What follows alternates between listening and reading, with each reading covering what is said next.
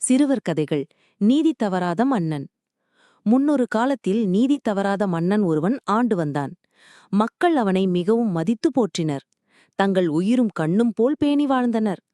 அம்மன்னனது வெண்கொற்றக் கொடையின் கீழ் மக்கள் எவ்வித குறையும் இல்லாமல் இன்புற்று வாழ்ந்தனர். அம்மன்னன் உடலில் நரையும் திரையும் தோன்றி கிழவனாகிவிட்டான். ஒருநாள் தன் புதல்வர்கள் மூவரையும் அழைத்தான். புதல்வர்களைத் தன் அருகில் அமரச் சொன்னான். அவர்களை பார்த்து கூறினான், என் அருமை மைந்தர்களே, நான் தொண்டு கிழவனாகிவிட்டேன். இனி என்னால் நல்ல முறையில் அரசாள முடியாது. பொறுப்புகளையும் கடமைகளையும் இனி நல்ல முறையில் செய்வதற்கு எனக்கு சக்தி இல்லை. ஆகையால் நான் கால்நடையாகவே காசிக்குச் சென்று வருகிறேன். அரசாளும் பொறுப்பை நீங்கள் மூவரும் பார்த்து கொள்ளுங்கள் என்று கூறினான். மன்னன் அதன் பின்னர் எந்தவித கவலையுமின்றி காசிக்கு புறப்பட்டுச் சென்றான். அவனது புதல்வர்கள் மூவரும் அரசியல் அலுவலங்களை தம்முள் பகிர்ந்து கொண்டு நாட்டை ஆண்டு வந்தனர்.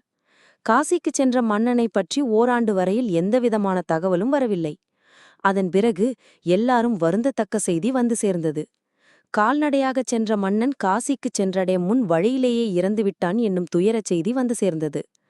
மன்னனுடன் சென்றவர்கள் திரும்பி வந்து துயரச் செய்தியை தெரிவித்தனர். அம்மன்னனுடைய அருமை பெருமைகளை எண்ணி நாடு முழுவதும் துயரத்தில் மூழ்கியது. துயரமோ மகிழ்ச்சியோ என்றும் நிலை பெறுவதன்றோ. சில நாட்களில் எல்லாரும் ஒருவாறு துயரம் நீங்கி தத்தம் செயல்களில் கவனம் செலுத்தினர். ஒருநாள் ஏழை கிழவன் ஒருவன் கிழிந்த உடைகளை அணிந்து கொண்டு அரண்மனை பக்கம் வந்தான். பழைய மன்னவன் இல்லையே என்று சொல்லி வாய்விட்டு அழுதான். பலரும் அவனை தேற்ற அவன் ஒருவாறு மனந்தேறினான். அதன் பின்னர் கிழவன் அம்மன்னனவின் பிள்ளைகளின் நிலைமைகள் பற்றி சிலரிடம் கேட்டு தெரிந்து கொண்டான். தந்தை இறந்த செய்தியை கேட்ட நாள் முதலாக முதல் மகன் துயரில் மூழ்கி வருந்தி வருந்தி இளைத்து துரும்பாகிவிட்டான். அவனது முகத்தில் பொலிவில்லை, அவன் பேசிய சொற்களில் தெளிவில்லை, அவனது செயல்களில் அவனுக்கு கவனமில்லை. தந்தையிடம் அவன் வைத்திருந்த அன்பு அவனை அந்த நிலைக்கு ஆளாக்கிவிட்டது. இரண்டாம் மகன் தனக்கு அரசியலில் பங்கு கிடைத்த நாள் முதலாக ஆடம்பர வாழ்க்கையை மேற்கொண்டொழுகி வந்தான். நன்றாக உடையுடுத்துவது, சுவை மிக்கவற்றையே உண்பது, இன்பமாக பொழுதுபோக்குவது ஆகியவற்றில் தன் கவனத்தை முழுமையாக செலுத்திக் கொண்டிருந்தான். மூன்றாம் மகனுக்கு தந்தையின் மறைவு அதிர்ச்சியை கொடுத்தது. ஆனாலும் தந்தைக்கு பின் அவரது பெயர் கெடாத வகையில் நாட்டை பொறுப்புடன் ஆள வேண்டுமே. மூத்த அண்ணன் இதனை அறியாமல் துயரத்தில் மூழ்கி இருக்கிறான். இரண்டாம் அண்ணன் கடமைகளை மறந்து உலக இன்பங்களில் மூழ்கி காலம் கழிக்கிறான். எல்லா பொறுப்புகளும் என்னை சார்ந்து விட்டன. மக்களின் நலம் கருதி செங்கோல் செலுத்தும் திறனை இறைவன் எனக்கு அளித்தருள்வானாக. இவன் தந்தை இவனை பெறுவதற்கு என்ன தவம் செய்தானோ என்று உலகம் சொல்லுமாறு நடந்து கொள்வதுதான் மகன் தந்தைக்கு செய்யத்தக்க கடமையாகும்.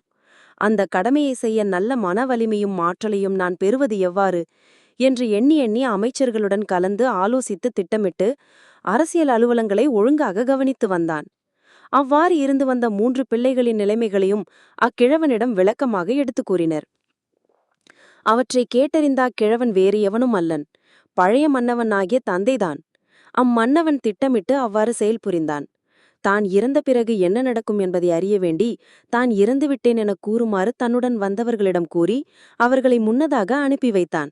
அவர்களும் திரும்பி வந்து அவ்வாறே செய்தனர்.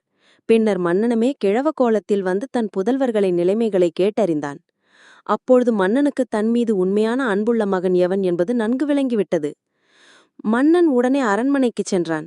தான் பழைய மன்னன் என்பதை வெளிப்படுத்தினான். எல்லாரும் அவனை பெருமகிழ்ச்சியுடன் வரவேற்றனர். அவன் அரண்மனையில் சில நாட்கள் தங்கியிருந்து தன் 3ஆம் புதல்வனாகிய இளைய மகனே ஆள வேண்டும் என்று முடிவு செய்து அவனுக்கு முடிசூட்டினான்.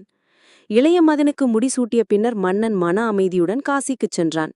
அங்கே தங்கி தன் இறுதி நாட்களை கழித்தான்.